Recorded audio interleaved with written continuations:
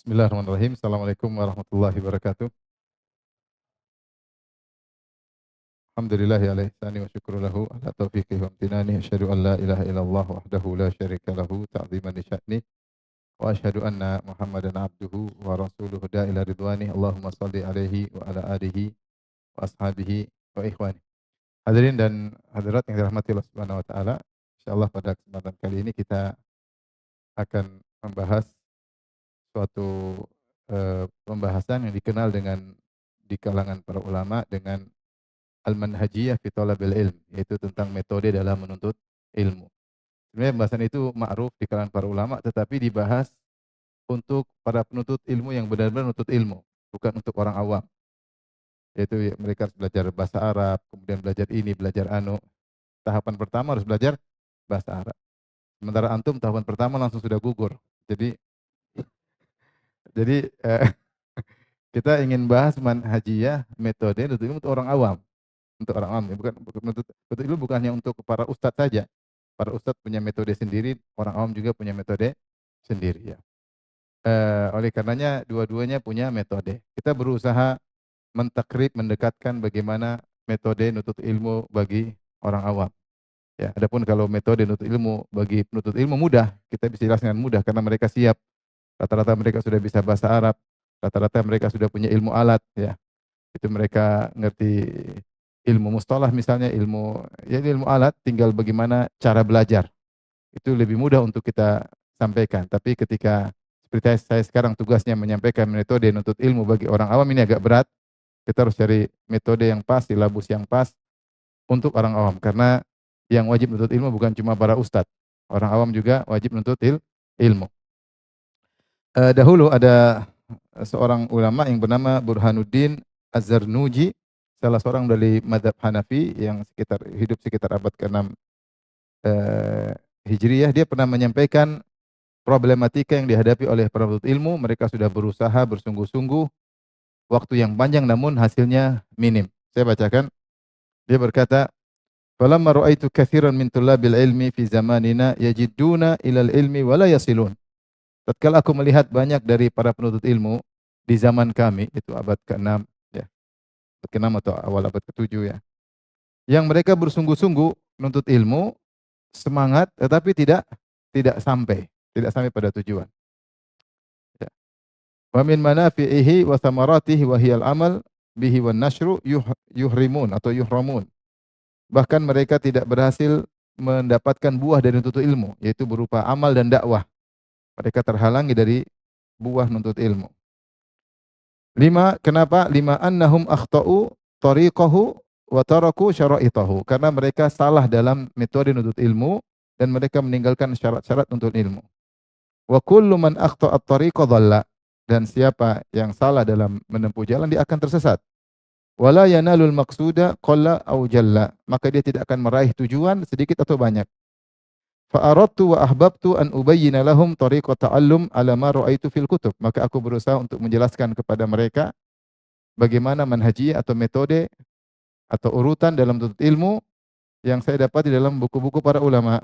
Ya, jadi apa yang kita rasakan sekarang juga telah dirasakan oleh para ulama terdahulu. Tapi dia berbicara dalam kondisi pembicaraan tentang para penuntut ilmu yang benar-benar mau jadi ustadz atau menjadi pendakwah.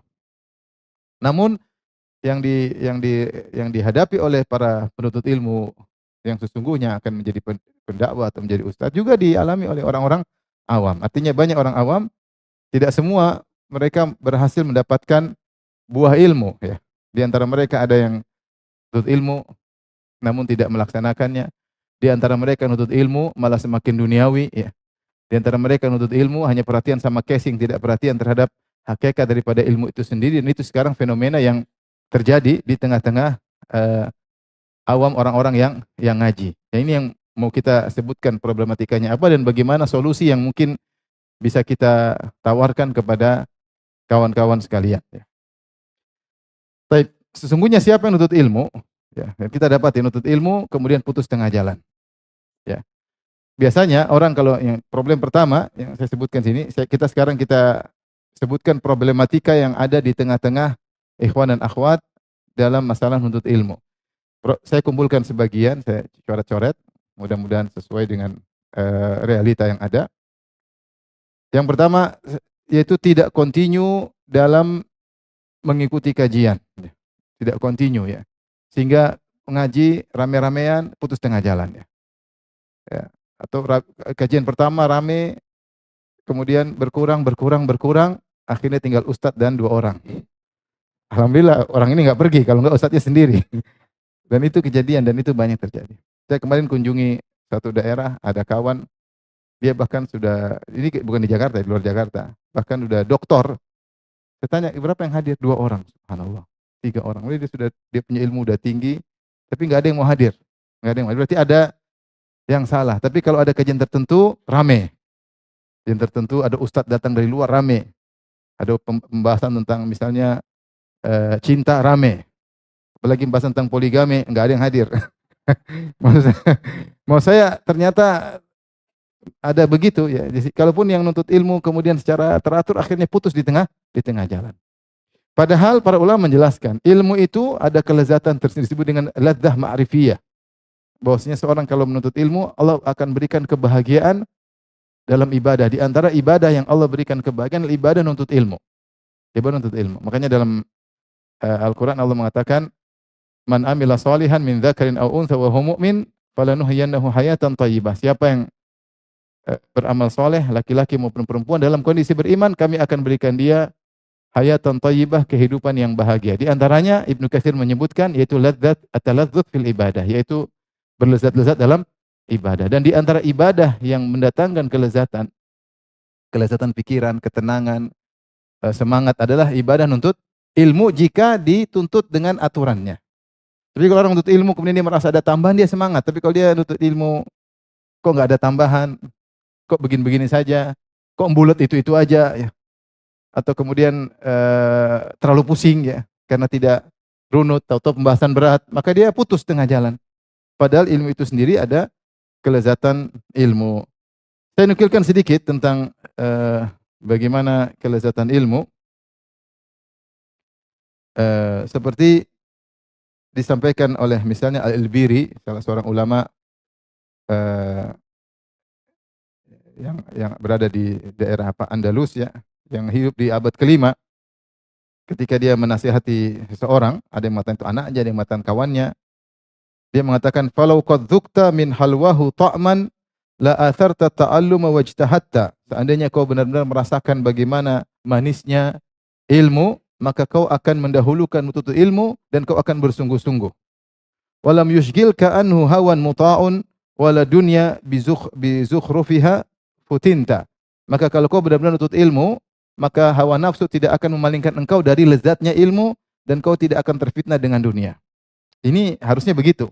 Siapa yang merasakan lezat ilmu, dia akan tidak terfitnah. Tapi kenyataannya tidak demikian.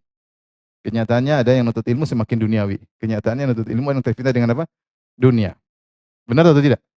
Atau saya salah? Benar atau tidak? Benar ya. Baik. Wala alhaka anhu aniku raudin. Bahkan indahnya pemandangan tidak akan buat kau lalai karena kau sibuk dengan suatu kelezatan yang melebihi itu semua. Wala khidrun bizinatiha kullifta. Bahkan wanita yang terpinggir juga tidak akan melalaikan engkau. Dia menyebutkan bahwasanya nuntut ilmu itu ada kelezatan ya.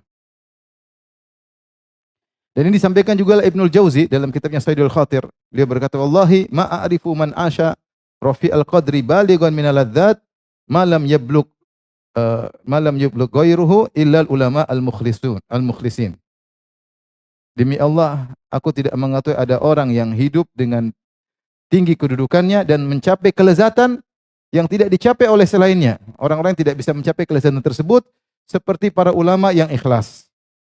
Mereka telah merasakan kelezatan yang luar biasa yang tidak diraih oleh orang-orang yang itu. Kelezatan apa? Kelezatan ilmu. Ibnu Taimiyah pernah berkata dalam Majmu' Fatawa, "Wala raiba anna ladzatal ilmi a'dhamul ladzat." Tidak diragukan bahwasanya kelezatan ilmu adalah kelezatan yang paling agung.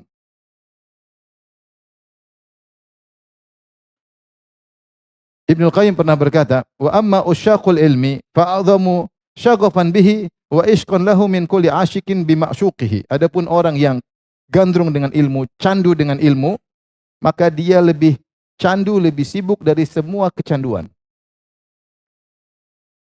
Wa katsirun minhum la yushghiluhu anhu ajmalu suratin minal bashar. Dan banyak di antara pecandu ilmu tidak tersibukkan dengan keindahan pemandangan. Kemudian dia berkata, walau sawwarul ilma suratan lakanat ajmal min kulli surah. Seandainya ilmu itu bisa difisikkan, bisa dijadikan konkret, dari abstrak menjadi konkret, maka dia akan menjadi fisik yang terindah yang ada. Ini kata Ibnu Qayyim rahimahullahu taala. Dan penukilan seperti ini banyak ya, yang menunjukkan bahwasanya ilmu ada kelezatan. Di antara dalil yang kuat akan hal ini tentang kisah Nabi Musa alaihissalam ketika mencari Nabi Khadir. Kenapa? Dia ingin menuntut ilmu. Ketika suatu hari Nabi Musa alaihissalam berkhutbah dengan khutbah yang indah sampai masuk ke dalam hati-hati Bani Israel, mereka terpukau dengan khutbahnya Nabi Musa, maka ada di antara yang hadir bertanya, kepo ya, wahai Musa, adakah yang lebih berilmu dari engkau? Maka Musa ketika itu menjawab bukan karena sombong, tapi sebatas ilmu dia mengatakan tidak ada. Ya, setahu dia yang paling berilmu dia. Maka fa'atabahullah idlam yaruddal ilma ilaih. Maka Allah pun menegur Nabi Musa karena dia tidak mengembalikan ilmu kepada Allah. Harusnya Nabi Musa menjawab Allahu a'lam. Maka Allah kabarkan ada yang lebih berilmu dari engkau, bukan punya ilmu yang kau tidak punya. Yaitu siapa? Khadir. Maka Nabi Musa pun semangat untuk mencari Khadir. Padahal para ulama menjelaskan ilmu yang dimiliki Nabi Musa sudah cukup. Dia mau masuk surga sudah cukup. Dan dia sudah adalah termasuk ulul azmi minar rusul. Khadir bukan ulul azmi minar rusul. Para rasul kan banyak. Yang terbaik 5 di antaranya disebut dengan ulul azmi minar rusul. Siapa? Nuh, Ibrahim, Musa, Isa, Muhammad sallallahu alaihi wasallam. Mereka 5 orang ini adalah nabi-nabi terbaik. Nabi Khidir dengan kesepakatan para ulama, Nabi Musa lebih afdal daripada Nabi Khadir. Dan Allah telah memberikan dia ilmu yang cukup untuk dia sendiri menjadi orang yang saleh, dan Allah telah berikan dia ilmu cukup untuk mengatur Bani Israel. Ilmunya sudah cukup sebenarnya. Tetapi ada ilmu lain yang sebenarnya dia tidak begitu butuh karena dia sudah cukup. Tapi ada ilmu. Dan ketika Nabi Musa tahu ada orang yang punya ilmu, dia ingin punya ilmu itu. Maka kemudian Allah abadikan dalam Al-Quran, wa idh qala Musa li fatahu la abrahu hatta ablugha majma' al-bahraini aw amdiya huquba. Ketika Musa berkata kepada pembantunya itu Yusha bin Nun yang kelak akan menjadi nabi juga, aku akan terus berjalan mencari Khadir sampai aku bertemu dengan tempat pertemuan 2 lautan, aw amdiya huquba, atau kalau aku tidak ketemu aku akan berjalan meskipun puluhan tahun. Yang penting ketemu dengan siapa? Khadir. Kenapa? Karena ada kelezatan, namanya ladzah ma'rifiyah, yaitu kelezatan ilmu ya, ilmu. Dan itu subhanallah, Allah berikan pada masing-masing bidang ilmu, bahkan ilmu dunia. Orang yang bergelut dengan fisika, dia senang, oh, ternyata ada atom, dalam atom ternyata ada anaknya atom. Misalnya dia kelezatan, ada ini, ada baru, yang kimia, fisika, ternyata di balik ini ada. Dia lezat atau tidak? Lezat sampai dia masuk dalam misalnya lab berhari-hari, penasaran sampai istrinya dia tinggal, anaknya dia tinggal. Gara-gara ada kelezatan yang buat dia senang. Itu ilmu dunia. Bagaimana dengan ilmu apa? Agama. Kelezatnya lebih daripada itu semua. Oleh karena jismil ladzah ma'rifiyah. Dan kelezatan kan masalah hati. Masalah hati. Ada kelezatan fisik ya, makan, minum kopi, meskipun pahit tapi lezat. Ada kelezatan fisik, tapi ada kelezatan hati. Di antara kelezatan hati adalah kelezatan ilmu. Dan itu Allah sudah berikan, itu lezat dalam beribadah. Karena nutut ilmu adalah apa? Ibadah. Maka seharusnya orang kalau sudah nutut ilmu dengan benar, niatnya udah benar, jalannya udah benar, harusnya dia merasakan apa? Kelezatan. Ilmu kelezatan, maka dia harusnya tidak terputus. Ya kalau dia pun futur, dia akan kembali lagi. Tapi nyatanya futur, ada yang futur terus-terusan. Tidak balik-balik lagi. Ada yang berhenti, ada yang akhirnya. Intinya, banyak buah yang tidak dihasilkan, sebagaimana tadi dikatakan oleh Zarnuji. Saya dapati di zaman saya, banyak orang semangat untuk ilmu, namun tidak sampai ilmu yang mereka harapkan. Semangat untuk ilmu, tapi mereka terhalangi dari buah ilmu tersebut. Fenomena yang beliau lihat di zaman tersebut juga mungkin kita rasakan di zaman sekarang. Nuntut ilmu semangat, ya. Tetapi ternyata tidak mencapai apa yang seharusnya dicapai. Dia sudah nuntut ilmu 10 tahun, ternyata banyak hal yang dia tidak tahu, berarti dia salah. Dia salah dalam metode nuntut ilmu. Sementara ada yang nuntut ilmu mungkin baru setahun, 2 tahun dia sudah mencapai apa yang tidak dicapai oleh orang yang sudah nuntut ilmu selama bertahun-tahun. Baik. Jadi Tadi saya sebutkan bahwasanya di antara problematika tidak kontinu dalam mengikuti kajian. Padahal ilmu itu ada kelezatan yang seorang semangat harusnya ya, sehingga harusnya dia tidak terputus, dia harusnya kontinu. Ini di antara problematika yang kedua, sudah lama kajian tapi tidak merasa ilmu lebih runut ya. Bertahun-tahun ngaji tapi hanya global, tematik dan tidak runut. Sebenarnya tematik bukan bukan celaan, tematik itu bagus ya. Tematik bagus, tapi tematiknya jangan itu-itu aja ya. Maksudnya tematik tentang ini, tematik tentang akidah, tematik tentang adab, tematik tentang fikih, tematik tidak apa-apa, itu sekedar meskipun tidak runut tapi kita ada pengetahuan global. Kita ini butuh pengetahuan global meskipun tidak runut, tapi oh ternyata begini. Meskipun kita ngaji 1 jam, kesimpulannya cuma 1 menit nggak ada masalah, tapi kita ada ilmu global. Itu dalam rangka bukan merunut ilmu kita, tapi pola berpikir. Pola berpikir. Seperti orang kuliah lah. Orang kuliah, misalnya kuliah di teknik kimia. Kuliah lama, dia paling yang dia gunakan untuk kerja, cuma sedikit dari ilmunya. Tapi cara berpikir dia dapatkan di mana ketika kuliah. Ini faedah dari kajian tematik. Untuk membuat orang bagaimana metode berpikir. Tapi untuk runut ilmu enggak. Yang jadi masalah, tematik pun dia pilih-pilih. Itu jadi masalah. Yang tentang cinta aja yang dia pilih. Tentang cinta, tentang apa lagi? Tentang begitu-begitu. Adapun tematik-tematik yang mungkin menambah wawasan dia malas. Nah, ini berat, susah, ini enggak lah. Sehingga dia bertahun-tahun ngaji pun akhirnya ilmunya kurang. Buktinya ada sebagian orang udah ngaji lama ketika ditanya misalnya tentang akidah yang sederhana. Apa itu tauhid rububiyah? Dia enggak tahu. Rububiyah itu apa? Enggak tahu. Apa itu uluhiyah? Dia enggak tahu. Apa itu semua sifat dia enggak ngerti. Padahal perkara yang sangat sederhana dasar dalam belajar ilmu akidah, ilmu tauhid dia enggak tahu. Apa itu syirik dia enggak ngerti. Ya. Padahal udah ngaji lama, udah penampilan oke, sudah keren, sudah macam-macam, tapi padahal sudah dekat lagi dengan ustadz, jalan terus sama ustadz, ditanya enggak tahu lah ini gimana. Ini berarti salah, salah dalam metode apa? Dalam metode belajarnya. Ditanya tentang fikih, masalah sederhana dia enggak ngerti. Masalah fikih sederhana enggak ngerti. Oleh karenanya ini fenomena terjadi. Kemudian di antara fenomena yang muncul mudah terkena syubhat. Mudah terkena syubhat. Kita tidak bisa pungkiri zaman sekarang syubhat menyambar-nyambar dan syubhat datang kapan saja. Kalau zaman dahulu mudah, seorang tidak ingin dengar syubhat dia tinggal menjauh, dia tidak akan dengar syubhat. Tapi zaman sekarang syubhat masuk lewat gadget ya, dan orang kepo pingin ngeklik. Terkadang dia tidak mau klik pun muncul di berandanya sehingga akhirnya dia mendengar dengan keterbatasan ilmunya, ngajinya tidak runut, ya, tentunya semua dari taufik dari Allah Subhanahu wa taala, tapi sebab-sebab dia untuk bisa bertahan, untuk kuat menghadapi syubhat tidak ada. Sehingga begitu terkena syubhat, maka dia bisa mudah terpengaruh. Yang tadinya mungkin membela tauhid, maka akhirnya terpengaruh malah membela-bela apa? Kesyirikan misalnya, malah membela-bela kebid'ahan misalnya. Sebelumnya dia sudah kekeh bahwasanya itu bid'ah, ini syirik, akhirnya dia terpengaruh. Kenapa? Karena dia tidak punya landasan ilmu yang kuat dan runut sehingga mudah terkena syubhat. Ya. Perkara yang dahulu semua sudah tahu ini tidak benar, akhirnya dia ikut-ikutan melakukannya. Kenapa? Karena tidak kuat. Ya. Demikian juga diantaranya tidak bisa membedakan mana yang usul, mana yang furu'. Ya. Menganggap pembahasan tentang sifat-sifat Allah tidak perlu. Sifat Allah, padahal ini masalah usul. Allah tauhid, tauhid uluhiyah, tauhid semua sifat, rububiyah ini usul, rukun iman. Harusnya kau kalau mau habiskan umurmu dalam perkara-perkara yang usul. Ya. Sebaliknya pembahasan yang furu' kebanyakan ya, kebanyakan. Misalnya bahas fikih terlalu panjang, berlebihan, sementara akidah dia kurang. Beda kalau yang spesialis oke, tapi kita bicara secara umum orang awam. Orang awam dia harus punya takaran bahwasanya ilmu yang usul penting. Ini bahas masalah detail-detail sementara ilmu akidah dia tidak detail. Misalnya sebagian orang terlalu dalam membahas masalah fikih keluarga terus oke enggak apa-apa. Ini dia bahas detail. Masalah cinta, masalah rindu.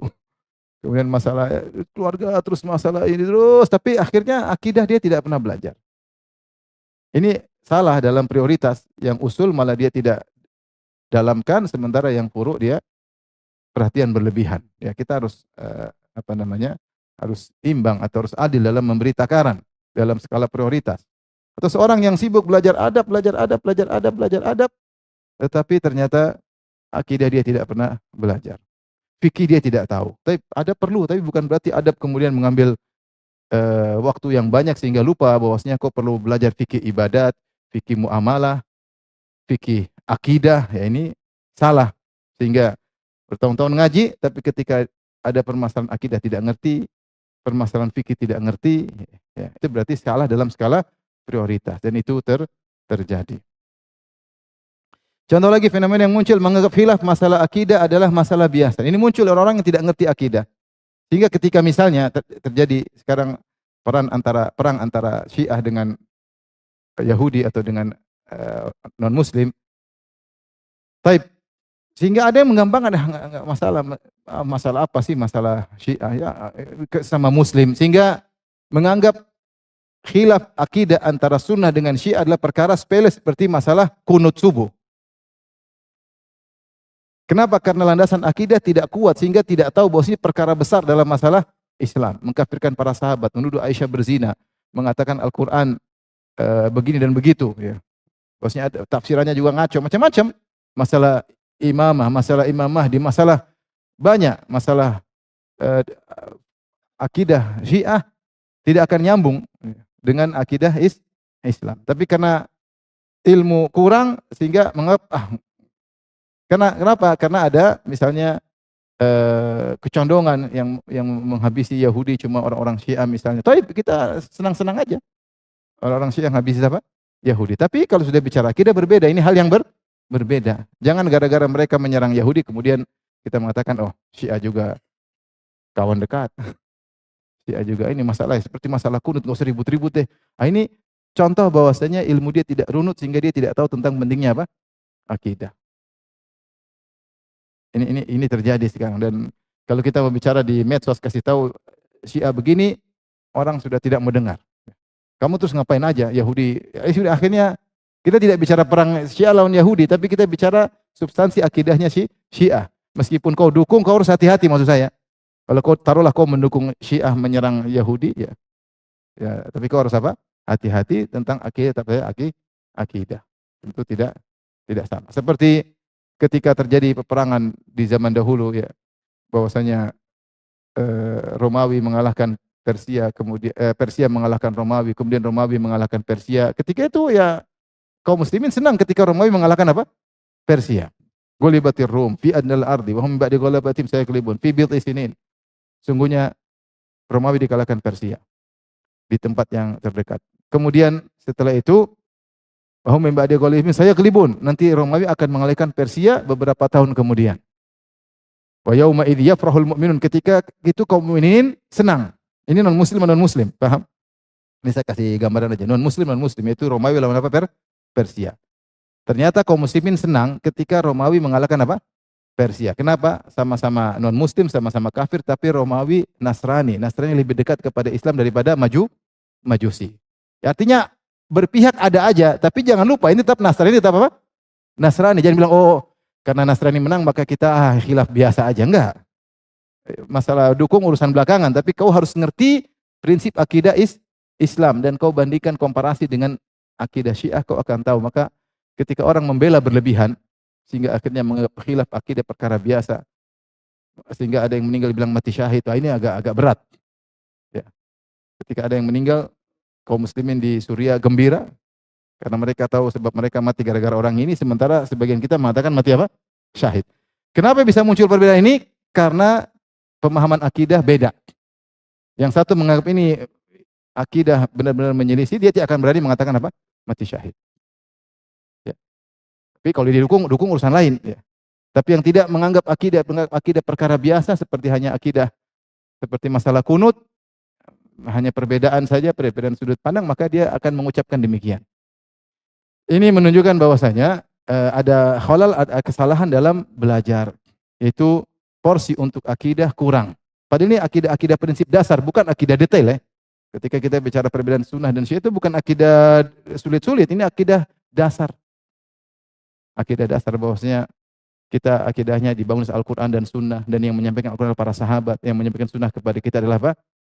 Para sahabat, dan sunnah itu sunnah Nabi SAW, Syiah beda.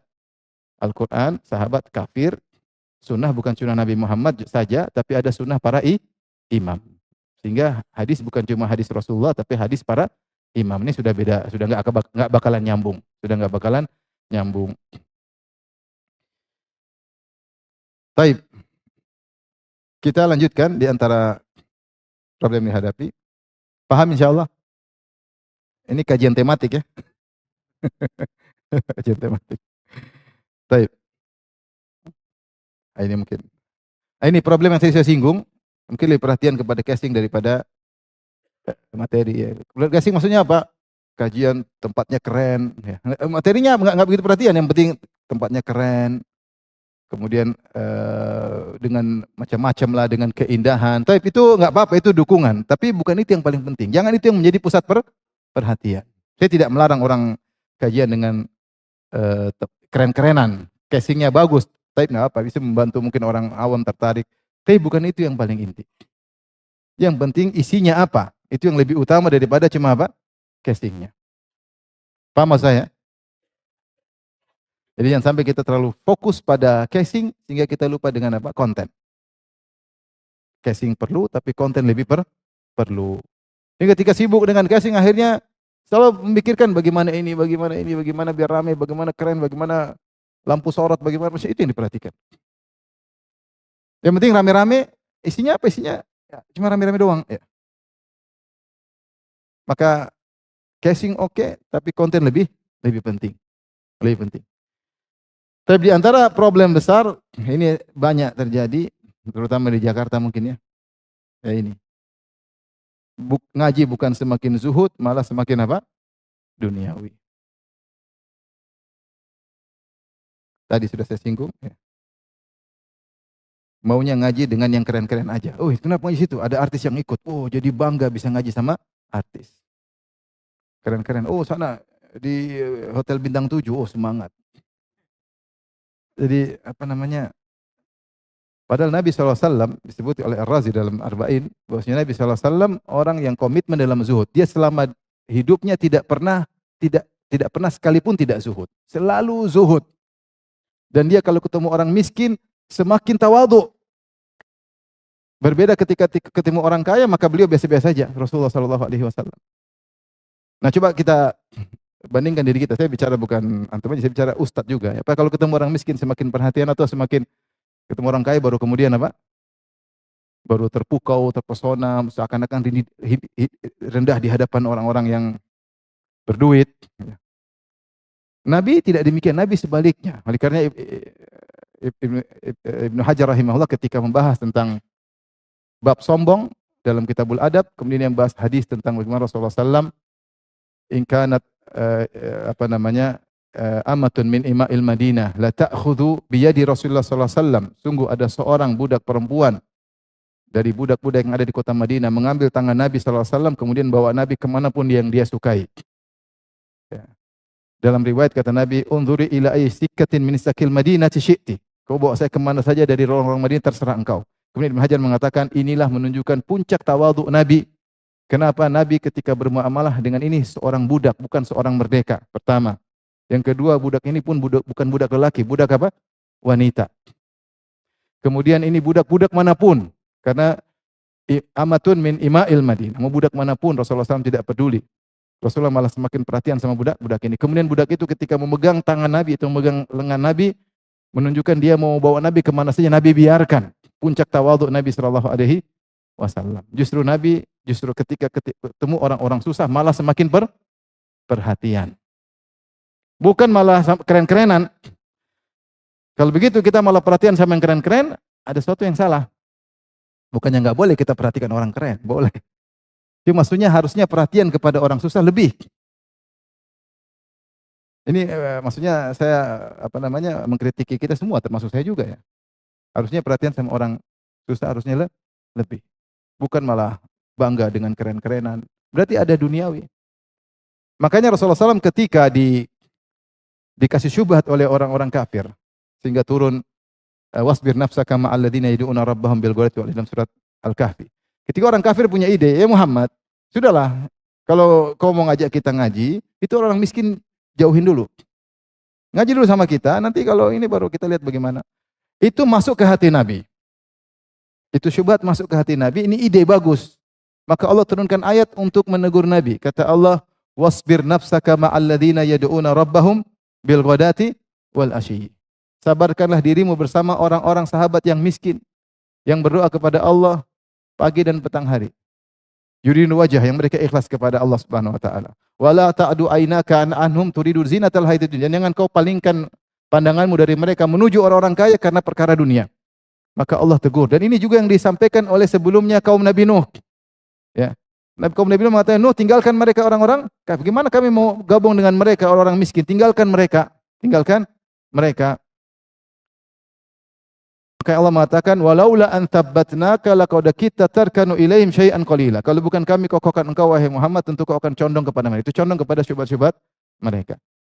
Jadi maksud saya, semua orang boleh ngaji, kaya miskin boleh ngaji, siapa saja boleh ngaji, tapi jangan kita kemudian malah berbangga-banggaan ketika dengan para artis, dengan orang-orang kaya itu yang kita upload seakan-akan keren, katanya bangga kalau bisa duduk sama orang-orang kaya. Kalau pas kajian orang kaya semua miskin minggir. Yang kaya di depan, ente miskin minggir. Kenapa? Ente masuk Islam pun tidak ada faedahnya. Kalau orang kaya masuk Islam dia bersumbang, ente sumbang apa? Malah minta zakat. Minggir. Misalnya maksudnya akhirnya membuat strata yang tidak harus seperti itu. Ilmu kan enggak begitu. Siapa aja duduk silakan.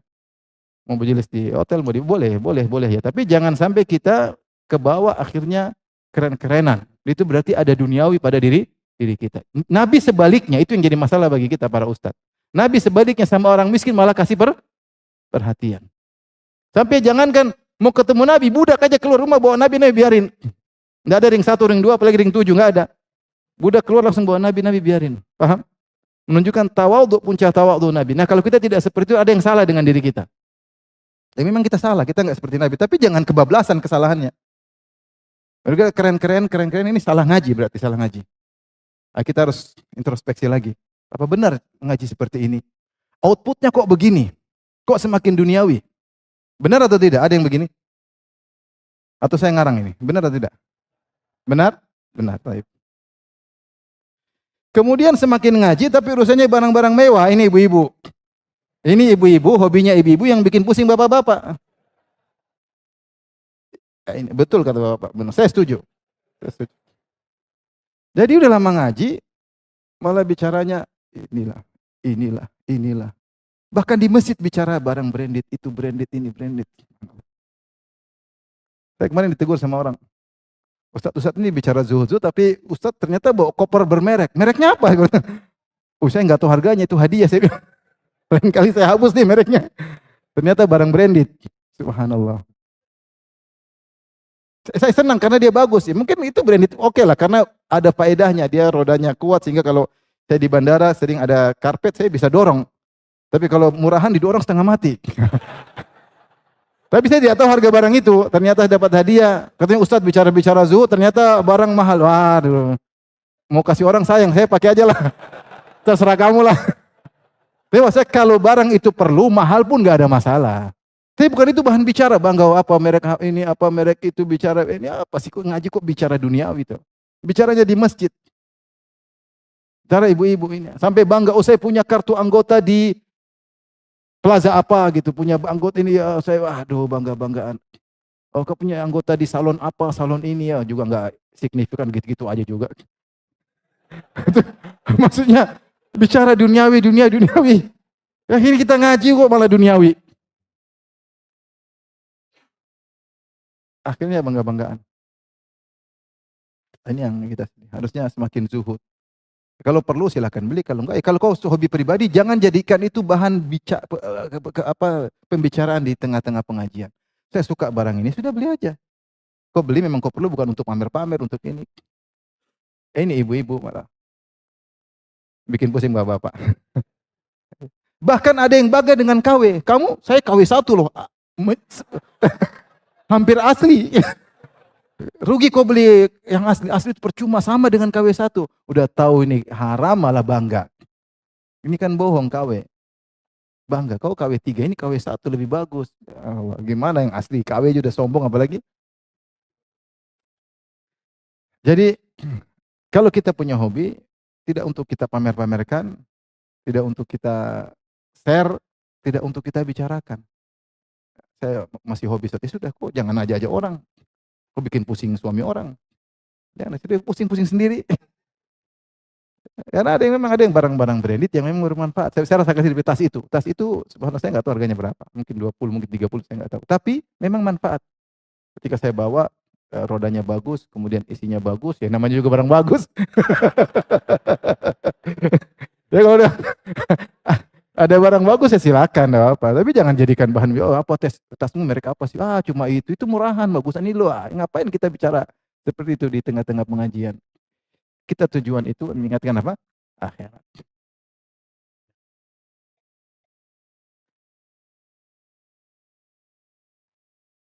Bagaimana kita merasa bersyukur, justru ini aja penyakit juga ini. Penyakit juga. Saya ketemu sebagian orang bangga beli mobil sekian miliar, kemudian bangga punya jam mahal-mahal. Kenapa begitu? Katanya ada ustadz yang bilang, bersyukurlah. Wa amma bi ni'mati rabbika fahaddits. Adapun nikmat Rabbmu maka sebut-sebutlah. Maka tunjukkan kalau kita ini memang hidup nyaman. Taib, kalau hidup nyaman bukan berarti kau harus pakai barang-barang mahal. Apakah Nabi tidak mengamalkan ayat itu? Nabi mengamalkan ayat itu enggak? Itu kalau kita baca tafsiran maksudnya tentang kenabian, nikmat yang Allah berikan berupa kenabian, berupa apa. Bukan malah untuk ajang pamer. Ajang pamer.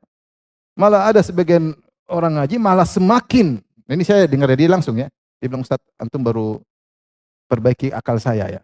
Karena selama ini saya pahami, ada sebagian Ustaz mengatakan kalau kamu nyaman, tunjukkan kenyamananmu. Kalau kemana-mana harus bisnis kelas, kalau umrah harus bintang 7, kalau sehingga justru mewah-mewah habis-habisan. Ya akhi, tidak harus begitu. Apakah Nabi mencontohkan demikian? Boleh seorang ustadz kemudian mikir aneh-aneh, tapi mana dalilnya? Sampai ada yang bilang harus beli motor mewah karena Nabi dulu ontanya paling laju. Taib, paling laju berarti harus beli mobil Harley, motor Harley 2 miliar. Ini yang paling brong brong brong. Kalau kamu beli aja, jangan bilang ini sunnah. Nanti orang bilang Harley sunnah. Kalau kau hobi silakan urusan kau, tapi jangan kau jadikan ini bahwa ini syariat. Enggak boleh. Justru ketika Imam Bukhari membawakan bab tentang bagaimana onta Nabi dikalahkan, dibawakan dalam bab tawadhu. Silakan buka dalam Sahih Bukhari. Ya. Dalam Kitabur Riqaq, dalam bab tawadhu. Ada onta Nabi kalah dari ontanya orang biasa. Rasulullah mengatakan tidaklah suatu duniawi kecuali berhak untuk Allah menjatuhkannya. Bukan untuk malah bangga-banggaan. Akhirnya seorang menganggap bahwasanya motor 2000 cc sunnah.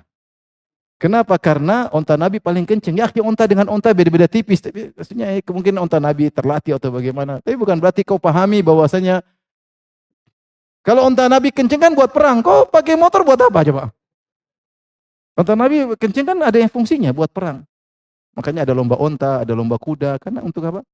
Perang. Tapi kalau motor 2 miliar buat apa? Lomba apa coba? Hah? Lomba apa? Ingat ya, kalau mau beli, beli silakan. Yang penting dia dihisap masing-masing. Ya. Allah tanya, kenapa beli motor ini? Kau bisa jawab, beli silakan. Tapi jangan kau bilang ini sunnah. Jangan kau bilang ini apa sunnah. Saya sempat tanya sama teman-teman yang suka main motor-motor gede. Saya bilang jujur ya, antum kalau naik motor mewah begitu ada hati berubah enggak? Ada lah Ustaz. Naik motor 2 miliar tuh, brong brong brong. Pasti ada Ustaz. Narsis, orang pingin dilihat orang. Ya, kalau orang kan kita enggak usah. Brong brong brong, wah. Udah keren. Ibarat kalau macan kan, semua lihat langsung. Kalau tikus cicit enggak ada yang lihat. Jadi maksud saya dulu Nabi mengatakan, Nabi tidak melarang kuda, bahkan dia dianjurkan, tapi ada potensi sombong. Kata Nabi SAW, al-kibriya wal khuyala, kesombongan, keangkuhan pada pemilik kuda dan onta. Ada potensi, hati-hati maksudnya. Karena orang kalau punya kuda, kudanya jago, menang, dia ada kesombongan. Dan itu tidak boleh. Artinya kehebatan kudamu tidak boleh menjadikan kau sombong. Tapi banyak kejadian orang punya kuda yang hebat jadi sombong. Padahal yang jago bukan dia, yang jago kudanya. Tapi itu jadi, itu pun dia sombong. Nah, berarti barang itu padahal memiliki kuda syar'i di zaman itu. Benar atau tidak? Syar'i, kuda syar'i, unta syar'i karena banyak manfaat. Kemudian antum punya barang mewah. Ya, hati ini berat. Jangan sampai hati kita kemasukan apa? Sombong. Tapi kalau kita punya motor 2 miliar harganya, apalagi bandrolnya belum antum lepas. Antum jalan, waduh, kira-kira hati aman atau tidak? Jujur. Jangan antum nggak punya motor, jangan kau jawab. Yang punya motor mahal coba angkat tangan saya ingin tahu. Jujur. Yang punya motor mahal. Oh, ini yang ngaji miskin semua ya? Maksud saya, subhanallah. Saya diskusi sama sebagian mereka, ya susah Ustaz jaga. Sekarang antum naik motor 2 miliar, terus ada yang naik motor moge tapi harganya 300 juta. Antum, ayo assalamualaikum. Benar atau tidak? Hati lemah, maka jangan spekulasi dengan hati. Jangan spekulasi. Nah, maksud saya, kalau ngaji jangan sampai tambah duniawi. Ngaji bolehlah, ngaji silakan. Kita grup, kumpul, tapi jangan duniawi. Akhirnya kalau nggak duniawi, nggak semangat ngaji. Mau yang duniawi. Kita harus ingat bahwasanya tujuan kita ngaji untuk ingat apa? Akhirat. Kita semakin zuhud harusnya. Semakin lambah ngaji, semakin zuhud. Ibu-ibu mulai kurangi beli branded. Mulai, udah, kalau perlu enggak apa-apa ya. Memang penting, perlu, manfaat, silakan. Kita beli tas 600 juta, buat apa coba? Simpan kulkas juga nggak bisa, simpan motor juga nggak bisa. Apalagi simpan suami, Shrek. Terus 600 juta buat apa? Nggak sesuai. Itu namanya, apa namanya? Tidak zuhud. Ini namanya israf. Mengeluarkan uang yang banyak, manfaatnya kecil, kata Ibnu Hajar, nukil dalam Fathul Bari. Di antara israf, pengeluaran banyak, manfaatnya kecil. Kalau keluar banyak, manfaatnya banyak, nggak ada masalah. Beli mobil mewah, tapi untuk safar, untuk ini, oke lah. Jelas manfaatnya. Tapi kalau barang kecil, hati-hati beli jam. Ya. Beli jam juga hati-hati. Jam 12 miliar, sampai gini-gini. Hati-hati. Siapa bisa jaga hati? 12 miliar.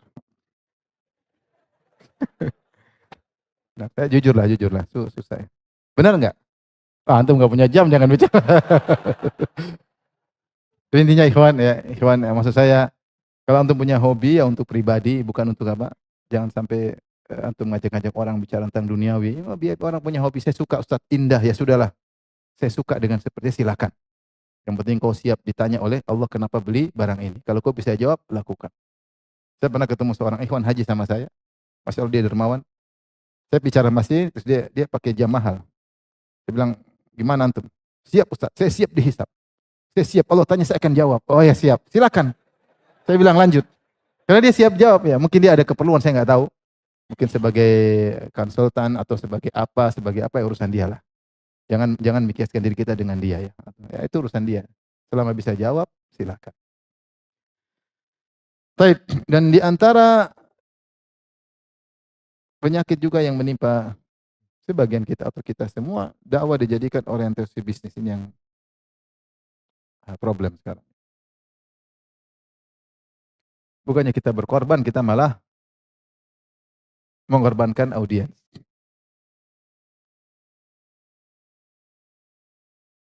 Sehingga ya sudahlah, pokoknya janganlah kita dakwah itu untuk akhirat. Ya. Bisnis dakwah untuk apa? Akhirat. Ya, untuk akhirat. Ini semua perlu nasihat buat kita semua, termasuk kepada saya. Maka jadikan bahwasanya semakin ngaji kita semakin akhirat. Kalau kita berdakwah untuk akhirat bukan untuk dunia. Taib, di antara problem yang muncul harusnya seorang semakin ngaji dia semakin khafi, semakin tidak ingin terkenal. Dan itulah para ulama dahulu. Rasulullah mengatakan innallaha yuhibbul abdal ghaniyat abdat taqiyal ghaniyal khafi. Sungguhnya Allah mencintai seorang hamba yang bertakwa, yang ghani yaitu merasa cukup, ya, qanaah, tidak merepotkan orang lain sebisa mungkin.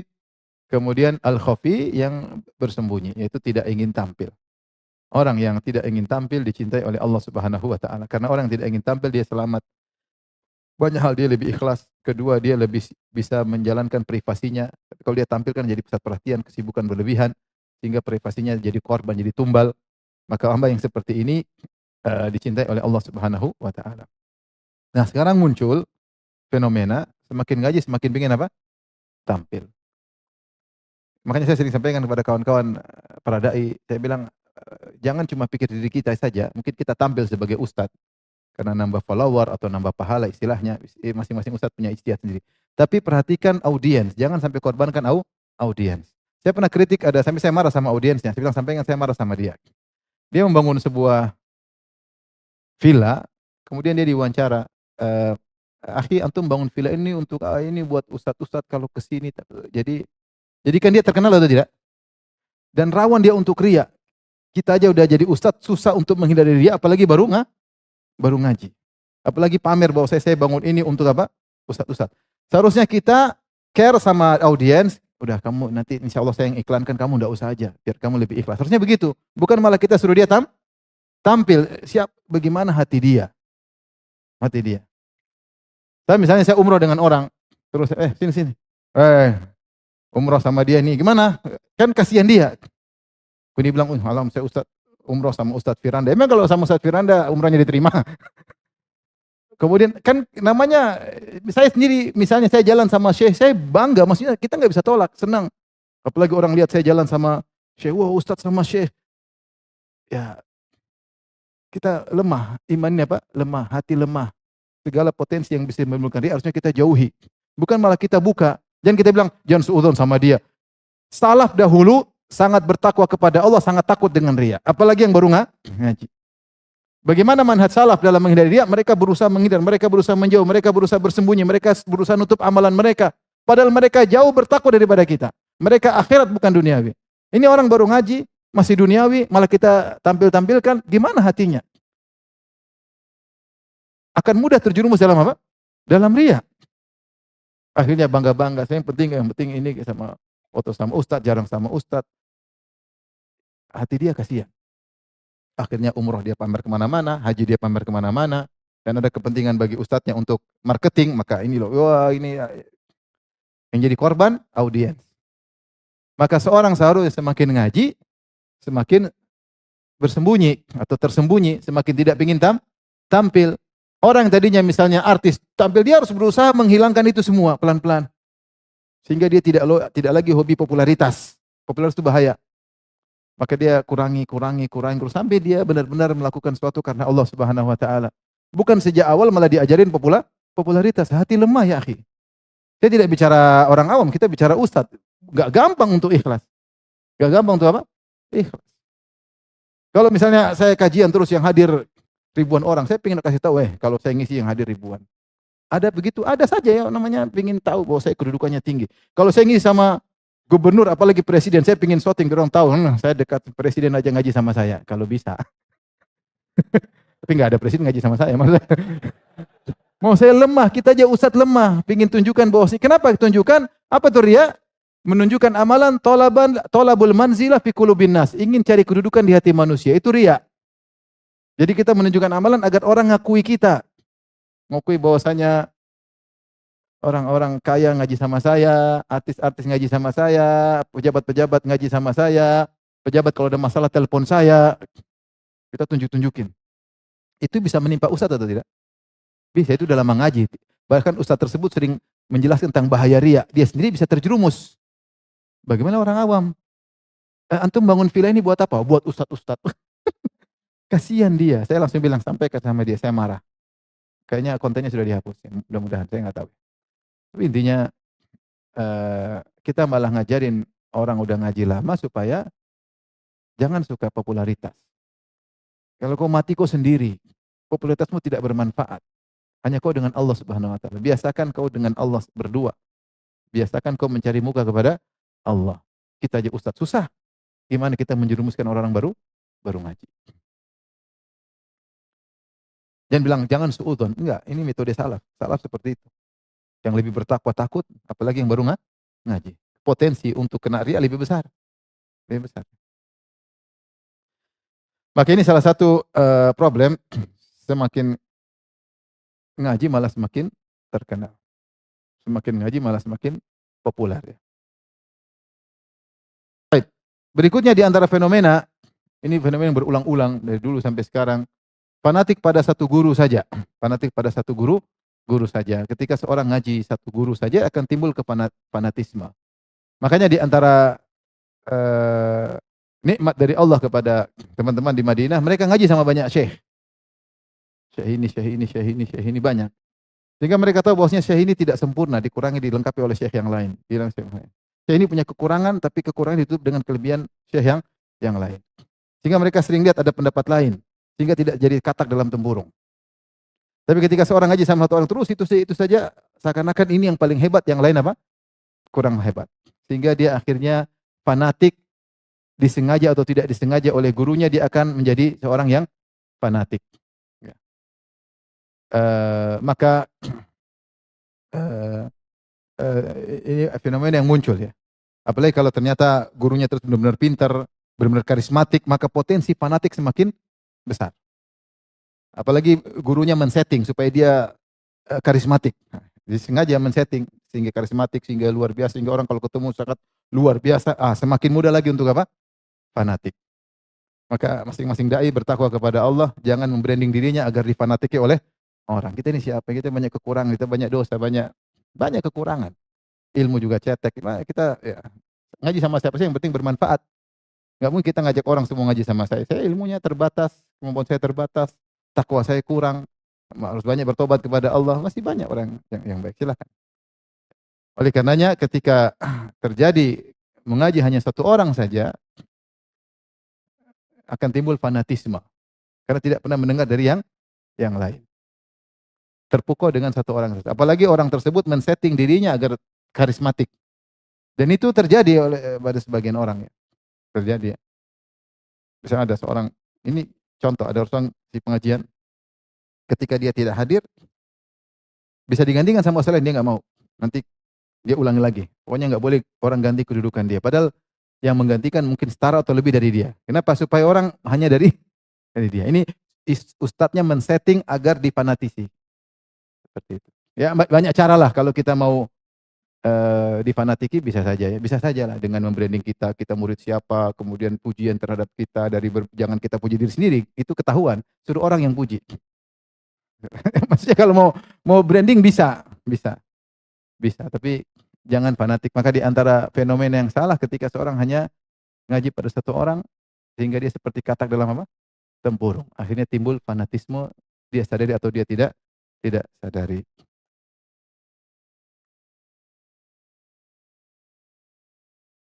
Ini juga di antara fenomena ngaji cari kenyamanan, bukan kebutuhan agama. Nanti kita bahas bahwasanya kita ngaji itu karena kebutuhan, bukan karena kenyamanan. Nyaman iya, itu adalah buah dari nuntut ilmu. Tapi sebagian orang ngaji cuma nyaman. Ngaji itu susah, saya nggak mau. Mau ini enak, sama ustaz ini enak karena pembahasannya ini nyaman, tenang, masalah yang mudah-mudah, yang ringan-ringan. Eh, nyindir-nyindir suami terus, ibu-ibu rame. Yang satunya nyindir istri terus, bapak-bapak suka. Maksudnya kita ngaji bukan masalah nyaman, kita ngaji beribadah kepada Allah, kita ngaji ilmu yang kita butuhkan. Di antara bentuk kenyamanan juga, ketika kita membuat sistem pengajian dengan model tertentu, orang tidak mau ngaji kecuali seperti itu. Kita boleh event seperti itu baru kita ngaji. Kalau enggak event gitu enggak, misalnya. Ini ada di Ibnu Taimiyah ditanya, ini sebagai gambaran. Ada Ibnu Taimiyah rahimahullah ditanya dalam Majmu' Fatawa tentang seorang sudah mendakwahi para pelaku maksiat, mungkin tukang mabuk, tukang maksiat, mujrimin. Dia dakwahi, ternyata mereka tidak sadar. Akhirnya dia punya ide.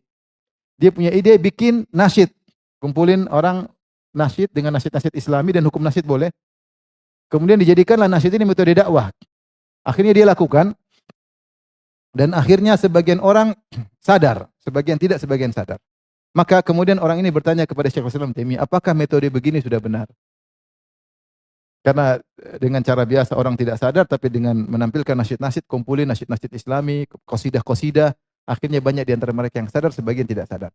Maka apa jawab Ibnu Taimiyah? Meskipun hukum mendengar qasidah-qasidah hukumnya boleh sesekali, tapi ketika dijadikan metode dakwah, jadi permasalahan bagi Ibnu Taimiyah. Ibnu Taimiyah mengatakan ini cara yang bid'ah. Apa yang orang-orang yang dihadapi Nabi lebih parah daripada mereka. Orang ini tidak tahu metode Nabi. Nabi dan para sahabat menghadapi orang lebih parah.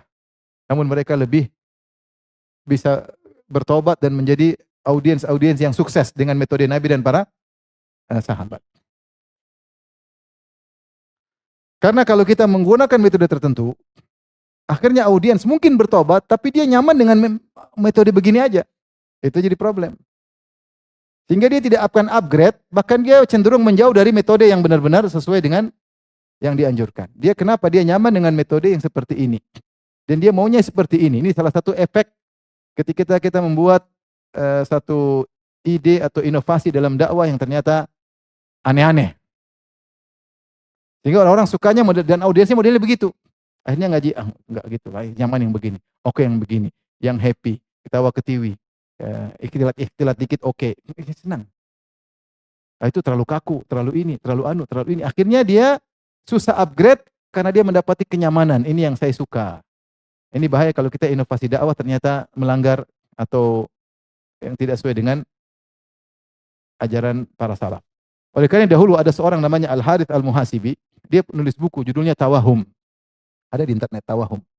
Tawahum itu bahasa Arabnya artinya bayangkan. Maka isinya bagus, dia bilang bayangkan seandainya kau mati, datanglah malaikat maut. Bayangkan ketika kau tidak bisa begini, bayangkan ketika datang malaikat Munkar dan Nakir dan kau tanya marrabuk, bayangkan ketika kau dibangkitkan, kemudian langit semua jatuh langit, bayangkan. Itu buku kalau kita lihat semua ada dalilnya. Tapi metodenya bayangkan, bahkan judulnya adalah bayangkan. Ternyata gara-gara buku ini Al-Harith Muhasibi ditahdzir oleh Imam Ahmad, ditahdzir oleh Abu Zur Al-Razi. Ada nukilan semua. Kenapa? Ini buku bermanfaat. Kata Abu Zur Al-Razi, gimana manfaat? Para ulama tidak pernah nulis dengan metode seperti itu, kata Abu Zur Al-Razi. Yang kedua, cukuplah Al-Quran dan Sunnah. Kalau tidak bisa beri pelajaran bagimu, maka ini tidak perlu. Sehingga dikritiki metode ini karena metode ini tidak ada di kalangan para salaf. Dan di antara efeknya tadi muncul audiens yang hanya nyaman dengan metode tertentu. Itu yang kita khawatirkan. Sehingga dia hanya mau ngaji kalau enjoy. Mau ngaji mau jalan-jalan doang, mau ngaji mau kuliner doang. Nah, ngaji cuma di kuliner, kalau nggak kuliner nggak ngaji misalnya. Saya juga suka kalau begitu. Tapi apakah sunnah itu? Masih gitu. Jadi masih sekedar sampel aja bahwasanya khawatir muncul audiens yang dia hanya cari kenyamanan. Bukan kebutuhan akan apa yang harus dia pelajari. Kemudian berikutnya, dan itu semakin rentan pada berikutnya ketika kita meniru metode-metode orang kafir dalam berdakwah. Kita jangan kita bicara metode rame, tapi produk hasilnya bagaimana? Menggunakan segala yang bermanfaat boleh kita gunakan. Tapi kalau berlebihan, seperti Hitler misalnya ketika dia mau dakwah.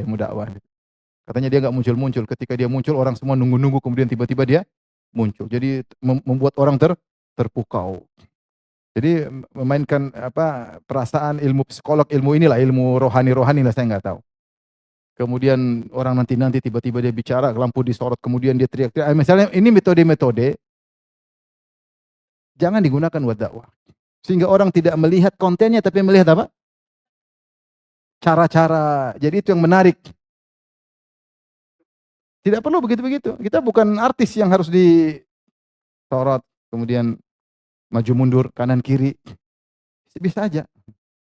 Yakinlah bahwasanya apa yang dihasilkan tidak sama yang dihasilkan oleh para ulama. Para ulama punya metode, ikuti aja, hasilnya sudah jelas. Dia bikin metode baru, akhirnya orang nyaman. Benar ada yang ngaji, yang semangat. Tapi akhirnya yang tukang nyanyi tetap tukang nyanyi, nyaman gitu. Karena dia suka yang begitu. Yang suka popularitas tetap aja begitu. Yang suka film tetap aja suka begitu. Artinya tidak merubah, hanya sekedar memindahkan sedikit tapi tidak upgrade. Karena menimbulkan metode baru, apalagi metode cara-cara orang kafir. Tanyakan sama ulama. Jangan inovasi sendiri. Menarik. Kumpul begini, cara-cara itu ilmu-ilmu inilah. Bahkan apalagi kita belajar mungkin ilmu psikolog, cara-cara begini ngambil hati orang. Kita murajaah apakah benar metode seperti ini, tanya kepada para ulama karena dampaknya adalah kepada audiens. Audiens sukanya model seperti sehingga meninggalkan metode yang mungkin lebih afdal yang disepakati oleh para ulama. Wallahu a'lam bishawab. Ya. Baik. Kemudian yang mungkin terakhir masalah adab ya. Benar bahwasanya belajar adab perlu. Adab itu dikatakan belajari sebelum belajar ilmu ya. Adab bisa dipelajari secara khusus sebelum belajar ilmu, adab bisa dipelajari sambil belajar ilmu. belajar ilmu. Kalaupun kita belajar adab, kita bisa nyambi sambil belajar yang lain. Bukan adab terus berkutat adab bertahun-tahun itu sementara ilmu yang lain tidak kita pelajari. Itu salah. Dahulu para ulama ketika belajar sama Imam Malik, mereka belajar adab sekaligus ya. Seperti dengan para sahabat juga. Karena ashabu Abdullah bin Mas'ud radhiyallahu anhu yarhaluna ila Umar bin Khattab fayanzuruna ila samti wa hadi wa dahli fayatashabbahuna bihi. Dahulu murid-muridnya Ibnu Mas'ud bersafar untuk ketemu dengan Umar sehingga mereka belajar adab dari Umar ya. Bukan belajar ilmu adab tapi melihat kebiasaan apa? Umar, karena ini orang yang dijamin masuk surga. Ini contoh belajar adab terkadang bukan berupa tulisan ceramah tapi lihat langsung bagaimana praktek orang tersebut. Demikian juga misalnya Anas bin Malik berkata, Imam Malik bin Anas berkata, "Kanat ummi tulbisuni thiyaba wa tu'ammimuni wa ana sabiyyun wa tuwajjihuni ila Rabi'ah bin Abi Abdurrahman." Kata Imam Malik, ibuku kasih aku sorban kemudian suruh ngaji di Rabi'ah, gurunya Imam Malik. Wa taqul, dan ibuku berkata, "Ya bunayya, i'ti majlis Rabi'ah fata'allam min samti wa adabihi qabla an tata'allam min hadithi wa fiqhi." Datanglah ke majelis Malik, pelajarilah adabnya sebelum kau pelajari hadisnya. Jadi sambil datang ke majelis Imam Malik, belajar hadis-hadis Nabi sambil melihat bagaimana adabnya Imam Malik. Jadi cara belajar adab banyak. Boleh belajar kitab adab khusus, baru kemudian lanjut yang lain. Atau sambil belajar kitab adab, sambil belajar yang lain. Atau kajiannya tentang ilmu hadis, tapi kita belajar adab. Seperti kita ngaji di Syekh Abdul Muhsin Al-Abbad. Dia tidak ngajar kitab adab, dia ngajar kitab hadis, tapi kita bagaimana adab beliau. Adab Syekh Abdul Muhsin Al-Abbad, hafizahullah ta'ala. Bagaimana ketika beliau menjawab pertanyaan, bagaimana jawaban-jawaban beliau. Kita bisa belajar adab dari tingkah laku atau perbuatan-perbuatan guru tersebut. Jadi masalah ketika seorang hanya belajar adab pada satu poin tertentu atau pada sehingga yang lain dia tidak pelajari, itu problem ya. Itu problem. Sehingga apalagi mengesankan adab lebih penting daripada akidah, ini sudah salah. Salah dalam menilai. Tidak ada adab lebih dari akidah ya. Adab itu salah satu bagian ilmu ya. Muqaddimah bukan berarti muqaddimah lebih penting daripada inti, iya enggak? Adab itu muqaddimah, bukan berarti muqaddimah lebih penting daripada inti. Kau belajar muqaddimah jangan muqaddimah melulu. Belajar inti, pasal-pasalnya pelajari. Oleh karenanya dinukil oleh Az-Zarnuji dikatakan kepada Muhammad bin Hasan Asy-Syaibani, salah muridnya Imam Abu Hanifah, "Lima la tusannif kitaban fi zuhud?" Kenapa kau tidak menulis buku tentang zuhud? Kata dia, "Qad sannaftu kitaban fil buyu'." Saya telah menulis tentang fikih jual beli. Maksudnya Muhammad bin Hasan Asy-Syaibani ingin menjelaskan bahwasanya adab atau zuhud bukan cuma dalam kehidupan sehari, tapi dalam muamalah juga butuh zuhud. Juga butuh apa? Adab. Percuma kita belajar adab tapi ketika muamalah ngaco, tidak mengikuti aturan apa? Syariat. Percuma kita belajar adab hanya pada parsial, tidak totalitas. Yang terjadi, orang hanya beradab pada gurunya tapi tidak beradab pada guru yang lain. Ini salah. Ini fanatis namanya. Dia beradab tapi hanya beradab pada apa? Gurunya. Pada guru-guru lain tidak beradab. Mungkin terjadi atau tidak? Mungkin. Atau dia berada pada gurunya tapi tidak berada pada orang tuanya. Mungkin terjadi? Mungkin.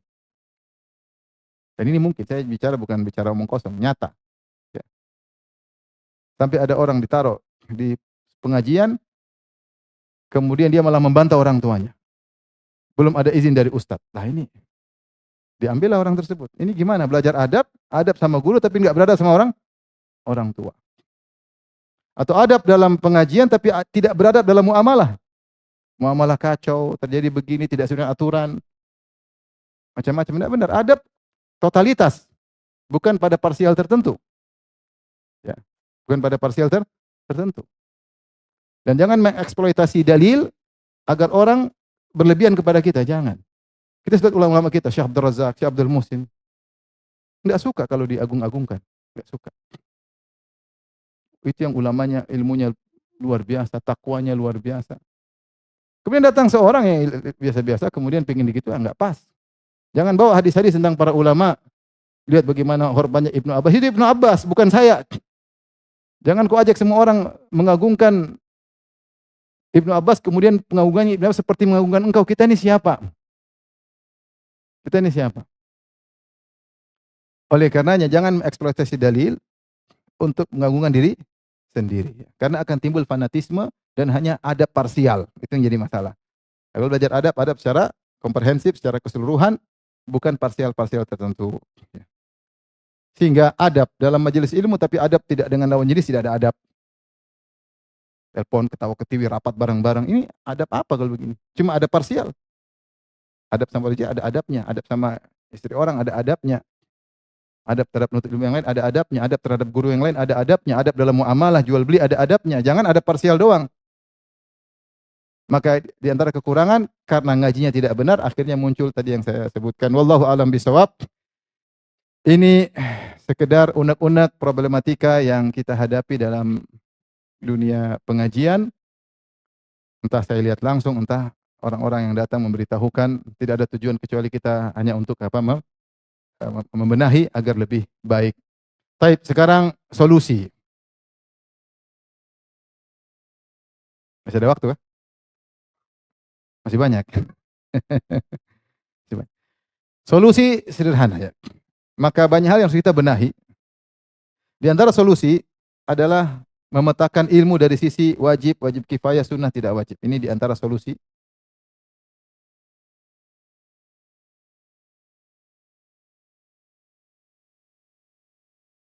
Kalau kita bicara tentang manhajiyah fi talabil ilmi, metode untuk ilmu bagi orang-orang yang benar-benar menjadi ustadz atau dai memang mudah. Tapi orang awam tidak sesulit mereka. Tidak, maksudnya tidak harus detail-detail seperti itu. Orang awam, eh, maksudnya kalau manhajiyah untuk ilmu sudah jelas, para ulama sudah bahas. Tapi kalau orang awam kita perlu bikin rumus baru atau metode baru yang cocok buat mereka. Karena kebanyakan buku-buku yang ditulis, kebanyakan memang untuk menuntut ilmu yang sesungguhnya. Yang belajar bahasa Arab, belajar ini, duduk sama ini. Yang mungkin kita orang awam tidak bisa menerapkan seluruhnya. Memang harus ada metode buat orang awam.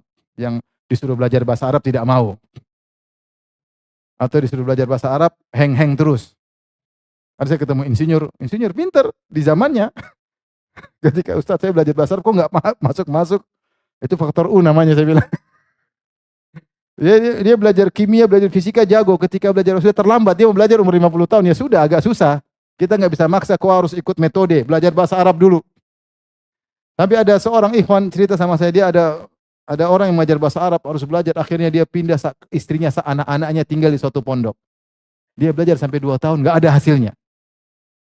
Karena yang diajari oleh ustadz tersebut untuk menuntut ilmu ustadz yang benar-benar masih muda. Ketika dia nggak bisa, memang kok nggak bisa. Yang berhasil itu yang mampu, kok memang tidak mampu. Padahal kan harusnya ustadz tersebut membuat metode yang cocok buat orang awam. Sehingga 2 tahun tidak ada hasil. Saya ketemu gimana? Wah, nggak ada hasilnya, Ustaz. Nggak bisa apa-apa. Masih cuma kaifah halok. Allah ibarik fi amanillah. Lebih dari itu udah nggak bisa. Oke, memang kita harus bikin suatu metode yang memang bukan untuk ustadz, tapi untuk orang dia belajar ilmu agama mudah. Maka di antara cara kita mengenali mana ilmu yang fardu ain, mana fardu kifayah, mana yang mustahab. Secara umum, apa itu ilmu fardu ain? Ilmu yang wajib bagi kita. Ilmu fardu ain, yang fardu ain. Secara umum mudahnya, yaitu apa yang akan kita kerjakan. Yaitu semua amal yang mau kita kerjakan harus di atas ilmu. Harus di atas ilmu. Tidak harus detail. Meski tidak detail. Nah, di antara ilmu, amal yang mau kita kerjakan, misalnya amalan hati. Amalan hati, ini terkait dengan keimanan, wajib, dan juga ada amalan tubuh. Maka contoh misalnya, ketika kita belajar amalan hati, harus belajar rukun iman yang 6. Harus belajar. Apalagi Rasulullah menamakan iman adalah budallah untuk minabillahi wa malaikati wa kutubi wa rusul. Dalil menunjukkan iman ada 6 rukunnya. Harus kita pelajari. Tidak harus kita belajar buku tebal-tebal, syarah rinci rukun iman. Enggak, belajar yang tipis-tipis seperti syarahnya Syekh Utsaimin, syarah usulul iman, sederhana. Ini maksudnya wajib kita tahu secara sederhana. Malaikat itu bagaimana, malaikat itu macam-macamnya apa saja, iman bil yaumil akhir maksudnya bagaimana, iman kepada Allah maksudnya sederhana. Kalau mau dalam baru lanjutin. Tapi yang wajib bagi kita sebagai orang cuma itu. Beda kalau ustaz, dia harus ngerti detail karena dia ingin menyampaikan. Banyak syubhat dia harus bantah. Tapi kalau orang awam cukup belajar, saya rasa buku Syarah Usul Iman, Syekh Utsaimin tipis, sudah cukup. Sudah cukup. Sudah melebihi kadar wajib. Ya, kecuali ingin mendalam. Mendalam ya silakan buku lebih tebal lagi, lebih tebal lagi, lebih tebal lagi. Itu contoh amalan hati. Amalan tubuh banyak yang mau kita kerjakan, misalnya sholat. Misal sholat ya. Misal adalah ibadat, kita bagi ibadat, kemudian apa? Muamalah misalnya. Ketika antum sholat, antum misalnya mau sholat, ya harus belajar fikih sholat. Misalnya mau sholat. Karena antum mau sholat tiap hari sekian banyak, antum harus belajar fikih sholat. Fikih sholat tidak harus detail-detail. Secara umum antum percaya sama seorang ustaz ceritakan sholat tuh begini, rukunya begini, sebut dalil, antum sudah cukup. Sudah cukup. Kalau kita mengatakan al-haddul adna, yaitu minimal. Minimal yang penting kau sholat dengan dalil, dengan sholat yang benar. Ya. Tapi kau harus tahu waktu masuk, waktu akhir suatu sholat, kemudian 5 waktu seperti apa, rukun-rukunnya, harus ngerti. Apa bedanya rukun dengan wajib, apa bedanya wajib dengan sunnah, terus makruh sholat, membatalkan sholat, paling tidak antum tahu. Ya. Belajar, karena itu keseharian antum, sholat kan tahu kapan tahu batal atau tidak, nggak ngerti ini sunnah atau wajib, nggak harus tahu, karena itu wajib belajar, karena antum melakukannya tiap hari. Mau tidak mau antum harus belajar. Ketika antum ingin bayar zakat harus belajar. Kecuali antum terima zakat. Kalau terima zakat tinggal belajar. Saya berhak terima zakat atau tidak. Tapi kalau antum bayar zakat, tahu ada zakat, ternyata ada zakat harta, ada zakat fitrah yang sederhana, kemudian ada zakat perdagangan, harus belajar. Saya lagi dagang nih ya, ada zakat nggak? Memenuhi persyaratan wajib zakat, belajar. Kalau nggak belajar nggak bisa. Nggak ada alasan, wah saya nggak tahu. Saya belajar akidah terus, ya nggak boleh, akidahnya bukan akidah ya, bukan berarti kau nggak belajar yang lain. Harus juga belajar, karena itu akan kau geluti, apa yang akan kau geluti kau harus belajar, hukumnya jadi fardu ain. Beda kalau kau tidak ada uang, tidak bayar zakat, ya sudah, kau nggak usah belajar fikih zakat. Yang punya duit yang belajar fikih zakat. Contoh maksudnya. Contoh muamalah, misalnya mau kawin, mau nikah. Harus belajar fikih nikah. Kalau kamu nggak mau nikah ya nggak usah belajar. Santai aja, jomblo abadi sudah. Jomblo platinum. Kalau mau menikah, belajar fikih tentang fikih nikah, syarat-syaratnya, rukun-rukunnya. Tidak detail, tapi global. Yang penting antum tahu bahwasanya saya nikah sah. Terus apa hak istri, hak suami. Kan kau akan menjalani kehidupan rumah tangga. Kalau enggak, gimana kau berjalan? Makanya di Arab Saudi diadakan daurah untuk calon suami dan calon apa? Istri. Karena itu ilmu yang terkadang terlupakan. Semangat-semangat nikah, uang cukup, tidak belajar. Akhirnya menjalin rumah tangga dengan tidak benar. Apalagi genzi-genzi sekarang yang mudah emosi, tidak pikir panjang, rawan. Oleh karenanya orang yang berpingin nikah harus belajar fikih nikah. Apalagi mau poligami. Oh, hanya semangat doang. Kalau punya ilmu aja nggak berani, apalagi terus semangat doang, akhirnya kacau, rusak, tidak adil, masuk neraka. Masuk neraka. Maka sebagian ulama mengatakan poligami hukumnya makruh. Kenapa? Dia mengantarkan, mempaparkan dirinya pada ketidakadilan. Kenapa? Kalau tidak belajar, gimana dia mau adil? Akhirnya dia bisa terjerumus dalam neraka jahanam. Nah sama, ketika mau cerai, harus belajar fikih cerai. Kalau enggak dia akan terjerumus dalam keharaman. Begitu emosi cerai. Istrinya lagi haid, saya talak 3. Haid padahal wanita haid tidak boleh cerai. Oh, talak 7. 7 enggak boleh. Talak 1 aja. Ketika wanita dalam kondisi suci belum digauli, itu baru talaknya benar. Kalau tidak, kamu talaknya dosa. Talak yang haram, talak bid itu menceraikan istri dalam kondisi haid, haram hukumnya, dosa. Jatuh atau tidak ini urusan kedua, tapi dosa. Itu kan harus belajar. Terus wa ahsul iddah, harus hitung masa iddah. Masa iddah itu apa? Belajar. Jangan bilang, saya cinta, saya tidak bakalan cerai sampai mati. Ya, itu lain cerita. Ya, tapi kalau kamu memang ada potensi untuk cerai atau mungkin kemungkinan ada cerai, belajar, karena bisa jadi terjadi permasalahan sih, terjadi talak 1, talak 2, talak bain, rujuk. Ini semua ilmu harus dipelajari dalam rumah tangga agar dia tidak salah ketika hidup rumah tangga. Karena namanya potensi permasalahan itu ada. Meskipun soleh sama soleha.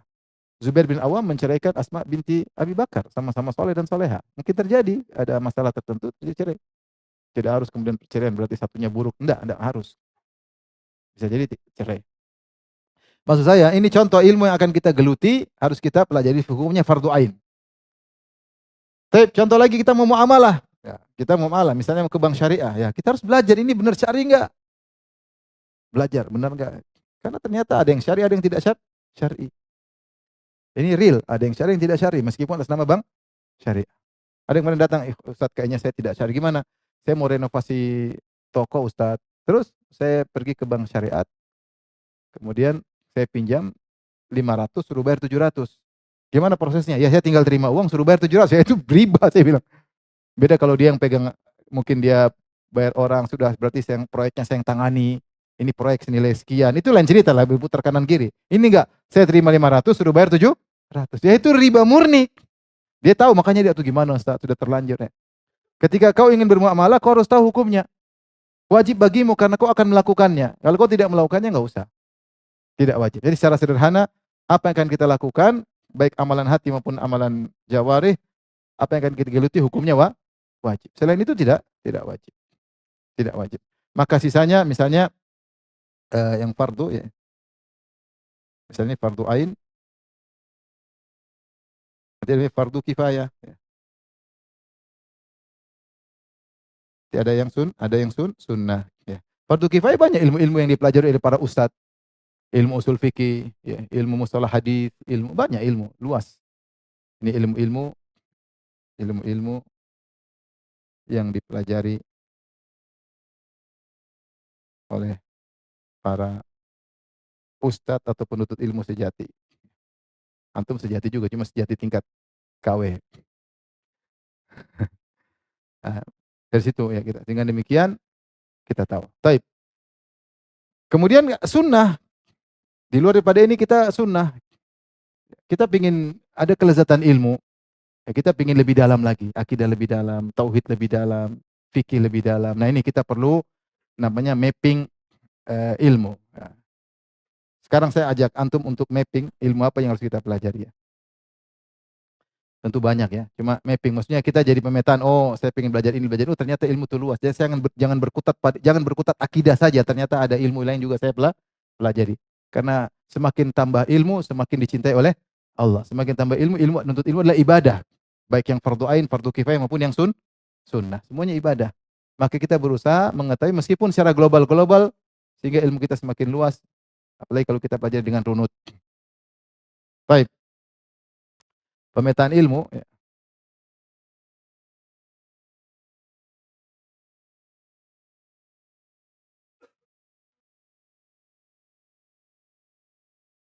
Misalnya memetakan ilmu. Ilmu luas ya. Tapi kalau antum bisa tahu sedikit demi sedikit, apalagi kitab-kitab yang ringkas, itu bagus. Sehingga antum punya wawasan tentang ilmu agama yang lebih komprehensif. Tidak berkutat pada satu saja. Meskipun buku-buku tipis, kalau ada daurah buku tipis, ini tematik tapi daurah. 3 hari tentang sirah, ikut. Antum ada gambaran global. Tematik tentang adab penuntut ilmu, sehari penuh, 2 hari. Bagus, antum ikut. Tematik misalnya tentang ilmu hadis, ikut. Seperti itu. Ya. Nanti tinggal kapan antum mau kembangkan, antum bisa belajar secara lebih intensif kepada ustadz-ustadz yang bahas secara detail. Misalnya kita bagi ilmu, ada namanya ilmu akidah. Nanti ada namanya ilmu fikih. Ada namanya ilmu tarikh. Ada namanya ilmu Quran.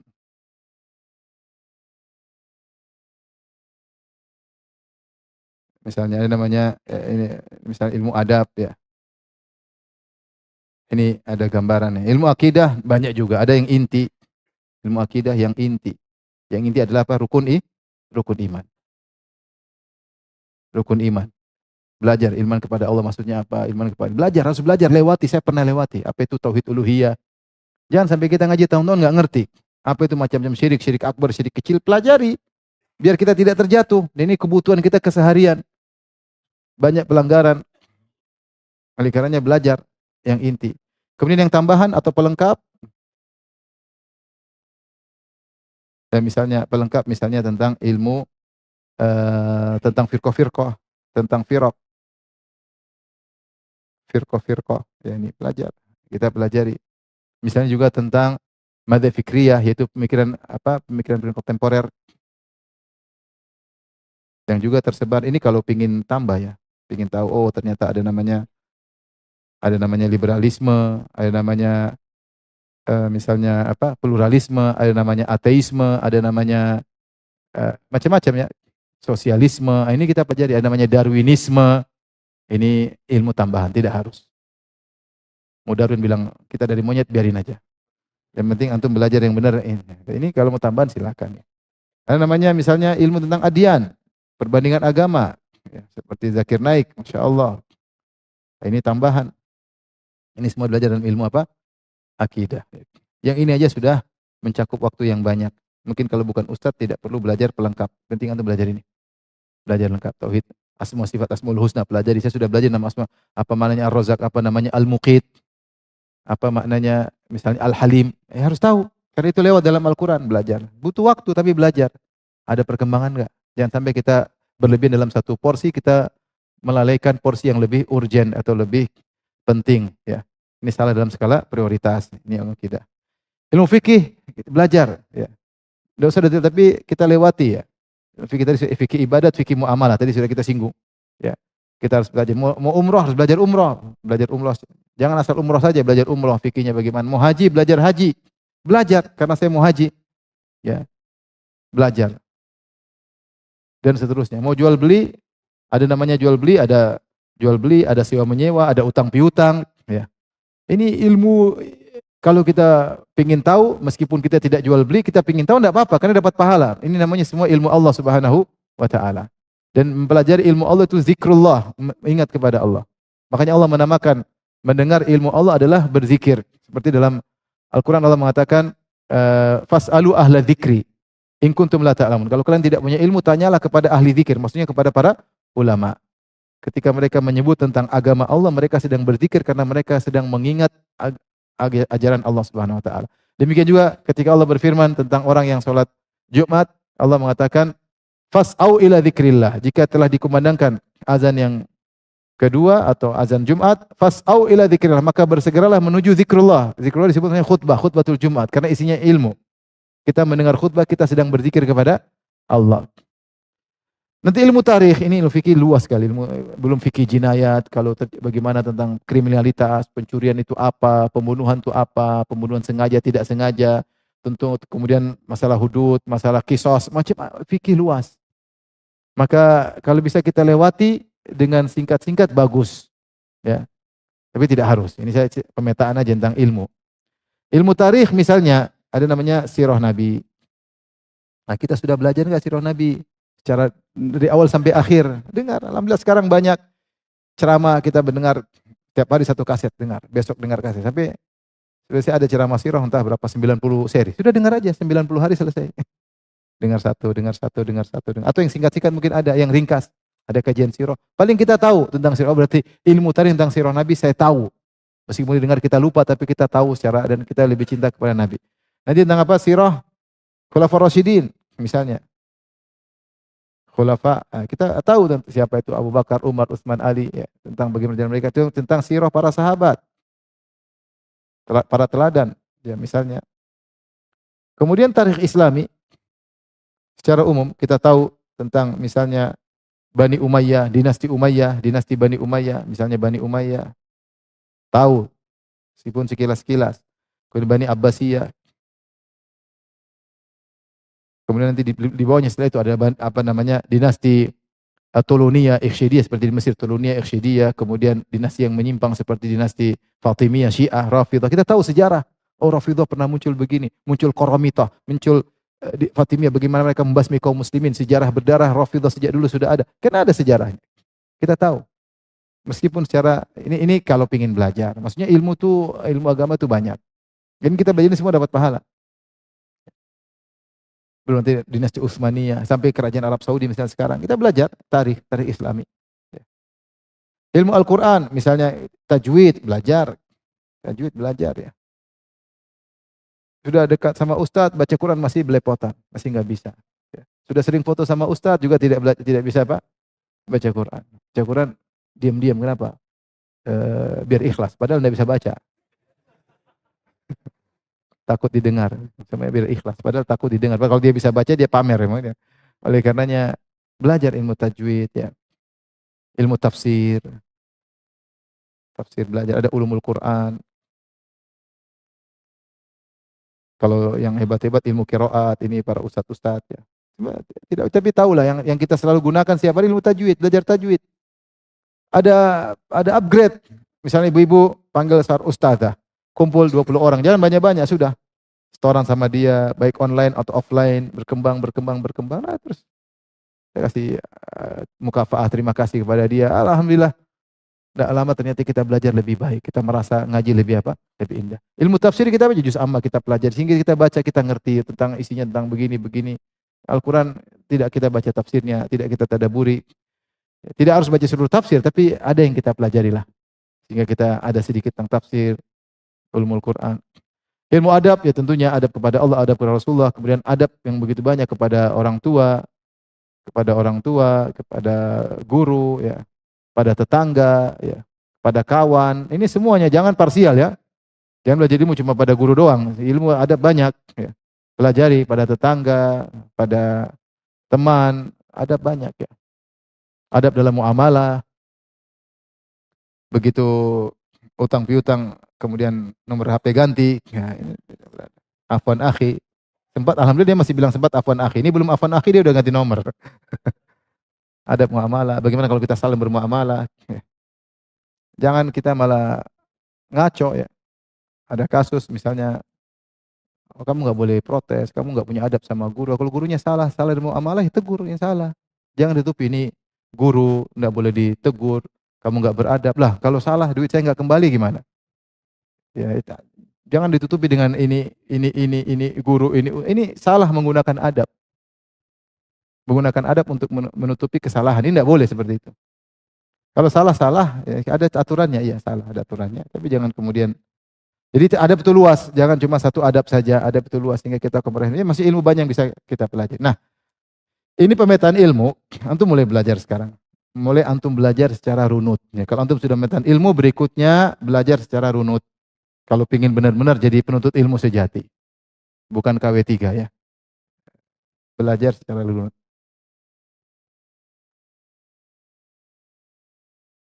Misalnya ilmu akidah antum ambil buku tipis. Misalnya tadi Syekh Shalih Utsaimin, Syekh Muhammad Shalih Utsaimin, apa syarah usul iman. Antum belajar usulus sunnah Imam Ahmad, sederhana itu secara Antum belajar misalnya akidah wasithiyah, itu akidah lengkap. Kitab tauhid aja buku-buku yang penting harus lewati. Bagaimana antum mengatakan dia temannya salaf, antum tidak pernah melewati buku-buku yang membimbing antum dalam kehidupan keseharian. Belajar. Fikih atau belajar mazhab apapun yang penting belajar dari awal sampai akhir. Atau fikih sunnah silakan, tapi belajar. Jadi belajar secara runut. Runut itu kalau bisa dari buku kecil, buku-buku kecil, global, kemudian naik mendalam sedikit demi sedikit.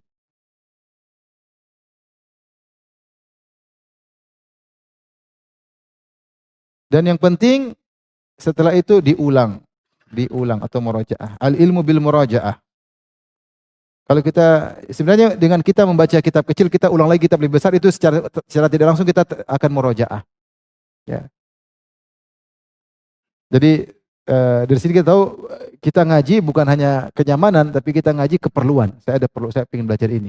Saya harus berusaha belajar ilmu fikih dari awal sampai akhir. Ya. Saya harus belajar ilmu akidah dari awal sampai akhir. Meskipun lambat, tapi nggak ada kita tapi merasa ada progres dalam ilmu kita. Ini di antara cara ya secara global ya. Kalau ada guru, tidak mesti terkenal, ada guru satu mungkin baru lulus tapi dia menguasai ilmu tertentu, belajar sama dia. Antum mengerti fikih ini, mengerti? Saya bisa oke belajar. Enggak apa belajar ketemu dia.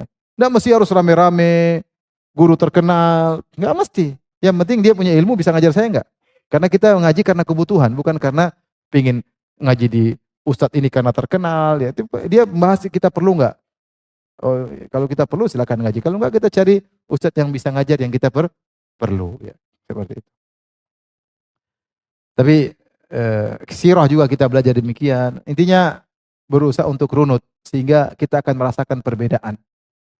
Kalau cuma tematik tidak runut, datang dan pergi. Masuk telinga kanan, keluar telinga kiri. Hanya sisa sedikit, kemudian menguap lagi. Masukin lagi, nguap lagi. Akhirnya meskipun setelah bertahun-tahun tidak terasa ada perubahan. Tapi tadi saya sebutkan juga di antara yang poin penting eh, memperhatikan kembali niat. Niat diperhatikan. Saya ngaji untuk bertakwa kepada Allah, bukan untuk bisa bangga mengundang ustadz ini, bangga untuk duduk dekat dengan ustadz, ya, bisa makan siang sama ustadz, bukan itu. Itu niat nggak benar semua. Niat itu saya nuntut ilmu untuk bertakwa kepada Allah. Kalau kebetulan bisa dekat dengan ustadz itu yang terbaik ya. Duduk paling depan dengan itu terbaik, tapi bukan itu yang bukan untuk jadi bangga-banggaan, tapi kembali niat. Saya ngaji bukan untuk popularitas. Saya ngaji bukan untuk duniawi, tapi saya ngaji untuk Allah Subhanahu wa taala. Kalau ternyata kita melakukan suatu pengajian kok tambah duniawi, tambah jauh dari Allah, itu pengajian pasti enggak benar. Mundurlah, cari yang lain. Nah ini silabus untuk ilmu, inilah tugas para ustadz. Saya PR bagi saya dan bagi ustadz yang lain, bikin silabus untuk ilmu orang awam. Dibikin silabus yang pas buat orang awam sehingga tidak butuh detail-detail tapi mereka ngerti secara global tentang ilmu agama. Ini tugas kita. Sampai sekarang mungkin belum ada. Yang ada silabus tapi menutup untuk ustadz itu banyak. Belajar ini, belajar ini, belajar ini. Tapi antumnya tahap pertama sudah nggak bisa. Pertama kalau mau jadi ustadz harus belajar bahasa Arab. Sudah gugur. Banyak alasan. Gugur. Ya sudah bagaimana? Ya berarti harus ada silabus khusus buat orang-orang awam. Baik ikhwan maupun akhwat. Tapi ini saja ikhwan dan akhwat yang hati Allah Subhanahu wa taala saya sampaikan. Semoga menjadi perlindungan bagi kita semua dan semoga antum bisa upgrade dalam tuntut ilmu. Tujuan kita agar kita lebih bertakwa kepada Allah dan agar kita bisa amalkan dalam kehidupan kita sehari-hari. Demikian, assalamualaikum warahmatullahi wabarakatuh.